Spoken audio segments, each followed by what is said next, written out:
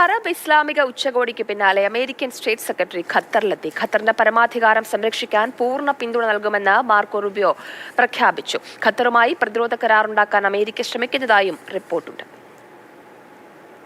ഖത്തറും Arab ഇസ്ലാമിക രാജ്യങ്ങളും രൂക്ഷമായി വിമർശിക്കുന്ന ഇസ്രയേലിൽ നിന്നുമാണ് അമേരിക്കൻ വിദേശകാര്യ സെക്രട്ടറി മാർക്കോ റൂബിയോ ദോഹയിലെത്തിയത്. ഹമാസ് നേതാക്കൾ എവിടെ ഒളിച്ചിരുന്നാലും ആക്രമിക്കുമെന്ന ഇസ്രയേലിന്റെ ഭീഷണി നിലനിൽക്കെയാണ് സന്ദർശനം. മാത്രമല്ല, ഖത്തറിനെതിരെ വീണ്ടും ആക്രമണം നടത്താൻ മടിക്കില്ലെന്നും ഇസ്രയേൽ പ്രധാനമന്ത്രി ബെഞ്ചമിൻ നെതന്യാഹു പ്രഖ്യാപിച്ചിരുന്നു. ഈ മാസം 9 ദോഹയിൽ ഹമാസ് നേതാക്കളെ ലക്ഷ്യമിട്ട് ഇസ്രായേൽ നടത്തിയ ആക്രമണത്തിൽ 6 പേർക്ക് ജീവൻ നഷ്ടപ്പെടുകയും ചെയ്തു. സംഘർഷം ഇങ്ങനെ തുടരുന്നതിനിടെയാണ് അമേരിക്കൻ സ്റ്റേറ്റ് സെക്രട്ടറിയുടെ സന്ദർശനം. അമീർ ഷെയ്ഖ് തമീമുമായി കൂടിക്കാഴ്ച നടത്തിയതിനു ശേഷമാണ് ഖത്തറിന്റെ പരമാധികാരം സംരക്ഷിക്കാൻ കൂടെയുണ്ടാകുമെന്ന് മാർക്കോ റൂബിയോ അറിയിച്ചത്.